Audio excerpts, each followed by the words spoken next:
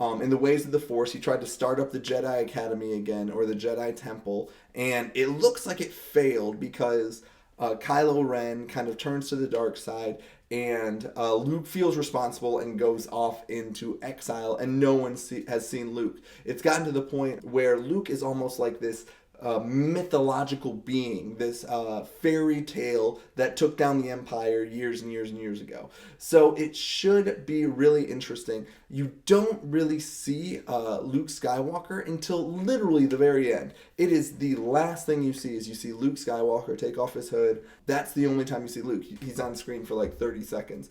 While that teases the next movie really well, I do wish we had a little bit more about that. I did like the fact that he was sort of like this mythical being where he was almost like an urban legend. People weren't even really sure if he existed or if he was real. One of the things that I thought was a little bit clunky was the whole Han Solo and Leia situation. It looks like Han just went back to smuggling, and Leia kept leading the resistance, and it looks like they were probably together until the whole Kylo Ren thing happened. Which I'm sure, once again, I'm sure they'll explain it more, but it's one of those situations where it is a little bit frustrating that the fact that there were a lot more questions that were introduced, and we're just going to be waiting for 2 years to figure out what this is. I felt like there wasn't a ton of closure with this film. Even with A New Hope, I felt like there was a lot of closure, probably because they weren't really sure if there was going to be more movies or if it was going to be successful. While this one, they know that even if this was a garbage movie, which it's not, that they were going to make 2 more and even some spin-offs and all that sort of stuff. So you can kind of put a lot of more stock into making it a 3-act play that's one overarching story as opposed to 3 complete stories. There's a lot of things that I liked about it. I liked Rey. I liked Finn. I liked Han Solo and Chewie being back together. I liked all the introduction of these new planets and these new characters. But I do wish it was a little bit stronger as just a standalone thing. We learned a lot about people. We learned a lot of new things. But they still kind of left a lot open. So we don't really know why Luke, after someone failed, went off into exile. Did he train any other Jedis? Did he attempt to train any other Jedis? Or was it just Han and Leia's son? We don't know a lot about Rey or her origin story. We know that she was left on a planet and she was waiting for someone to return, even though they haven't in years and years and years and years. What's the deal with her? Is she a Skywalker offspring? Because she obviously is very skilled with the Force. Once again, we just don't know this. And so there's a lot of potential, but what it does is it answers a lot of the questions and it sets a very good foundation for the rest of the trilogy. But I was a little bit disappointed that there wasn't more coming out of that. I'm critiquing it, but I still want to point out that I did love this film. I laughed a lot. There was a lot of really emotional pulls. And the big thing, the big twist, the big thing that everyone's going to be talking about is the fact that Kylo Ren killed his father, Han Solo. And that's going to be a big blow to the franchise because Han Solo, let alone who shot first, but Han Solo is now dead. That is Star Wars canon, that Han Solo is killed, which is a huge, huge, huge deal. Han Solo is probably one of the top 4 or 5 Star Wars characters in the entire, all of the films and all of the folklore and all of the mythos. So to have him get killed is going to tear a lot of people apart. Some people are going to hate it and some people are going to love it. I'm one of the people who loves it. There's only so much more that you could really do with Han Solo. I know that sounds harsh, but Han Solo is getting up there in age. We know that he's the father of Ben or Kylo Ren. I mean, he can be the cool smuggler guy for some more films and he can fly really well and all that sort of stuff.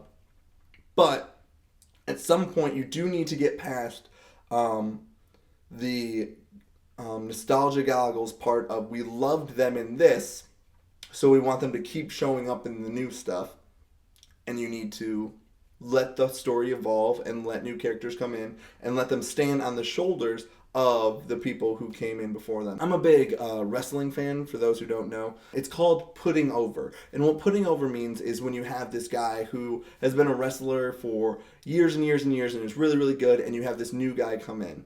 And what you do is you have the guy who has won championships and been around for years lose to the new guy. Because what that does is that gives the new guy instant credibility. Wow, I can't believe that this new guy beat this older professional guy who's been in this for ages wrestler. So that is called being put over by a professional wrestler. And I felt like the Kylo Ren killing Han Solo was a lot like that. I liked how we got to see that inner turmoil, that whole idea of he has good in him, but he's the opposite of Darth Vader. Even though he's trying to be Darth Vader, that Darth Vader had this goodness and he kind of tried to just ignore it. While Kylo Ren seems to have this goodness in him and really just wants to remove it. He sees the light and he sees this goodness as almost this cancer that is holding him back from the potential that he could be.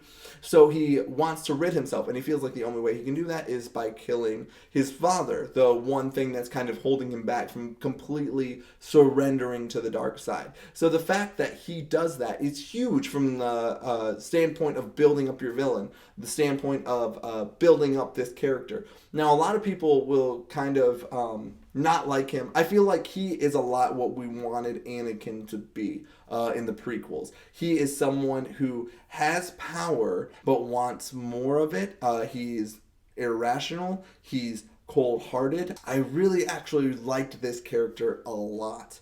I thought that to see him and Rey, which is why I think that there's some sort of blood relation there, to see Rey, who is naturally talented, get the best of him, I love how that's probably, and it is, going to drive him. This whole idea of not feeling good enough, not feeling like he can live up to the Vader name, to the Sith Lord that was his grandfather, that he feels this unbelievable pressure to be the next ruler of the galaxy almost. And to see somebody come in, an untrained person like Rey, come and best him, that's just going to drive him even more crazy and drive his ambition even more. So I really look forward to seeing that. Overall, I thought that the movie was very, very, very good. I'm going to keep stating that because I feel like when I'm critiquing this, you naturally point out the negative. So I loved the acting. I love all the new droids. I loved how they brought C-3PO back. But yeah, my only real negative critique was the fact that I feel like they opened a lot of boxes, and I think it will go together really well once the trilogy is together. But I really hate saying that as well. I really hate saying, well, let's wait another 6 years until the whole story is told. I mean, I guess that's kind of how we view most trilogies. I mean, we can't just judge the first Hunger Games when we know that, okay, there's more books, basically. Just think of it like that. I wish it was a little bit stronger on its standalone self, which it still is a really good movie. I'm just being a critic. But really good movie. I enjoyed it immensely, and I loved the big twist at the end. So, what did you guys think? Did you like the fact that they killed off Han Solo? Did you like the fact that Kylo Ren was Han Solo and Leia's offspring? Did you like the fact that Han Solo and Leia weren't really together, that they were sort of, that the fact that their son had turned to the dark side kind of tore them apart? Did you like the fact that we barely got to see Luke, that after all this buildup of what's Luke going to do? Is he going to fight? Is he going to do something? That we literally see him in the last 30 seconds. Did you want more Luke? Or did you love the fact that they held that off and that he's become like almost this mythological being that is more legend than truth? And that we're going to hopefully see more of him in the next few movies. What did you think? Let me know in the comments down below. Feel free to tweet me, Real Matt Waz, and let me know what you think. I love this movie. I thought it was really great, and I'm really excited to see where it goes, and I can't believe we now have to wait longer. Like, we just finished waiting, and now we have to wait some more. So it should really be interesting to see everyone's reaction. That's what I thought about it. I'm Matt Wazbinski. Thanks for watching.